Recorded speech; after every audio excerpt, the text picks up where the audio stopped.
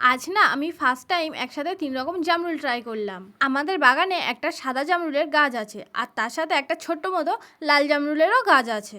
আমি না তাই সাদা জামরুল লাল জামরুল ২ রকমেরই জামরুল খেয়েছি, কিন্তু সবুজ জামরুলটা আমি কখনো খাইনি। এই ফার্স্ট টাইম আমি সবুজ জামরুল ট্রাই করলাম। বাবা কোথা থেকে কয়েকটা সবুজ জামরুল এনেছিল, আর তার মধ্যে সব থেকে বড় যে সবুজ জামরুলটা ছিল তার মধ্যে না বীজ হয়েছিল।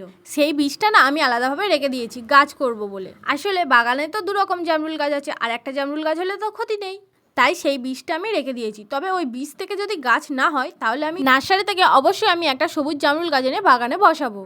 কোনো কোনো গাছের জামরুল না খুব মিষ্টি হয়, আবার কোনো কোনো গাছের জামরুল একদমই মিষ্টি হয় না। তবে আমাদের বাগানের ২ রকম জামরুলই খুব মিষ্টি হয়। বললে হয়তো তোমরা বিশ্বাস করবে না, সাদা জামরুলের থেকে না লাল জামরুলটা খুবই মিষ্টি হয়। আমার পিসিদেরও লাল জামরুল গাছ আছে, কিন্তু ওদের লাল জামরুলটা অতটাও মিষ্টি হয় না, কিন্তু আমাদের লাল জামরুলটা খুব মিষ্টি। তবে প্রথমবার সবুজ জামরুলটা ট্রাই করে খারাপ কিছু মনে হয়নি, সবুজ জামরুলটাও বেশ খেতে।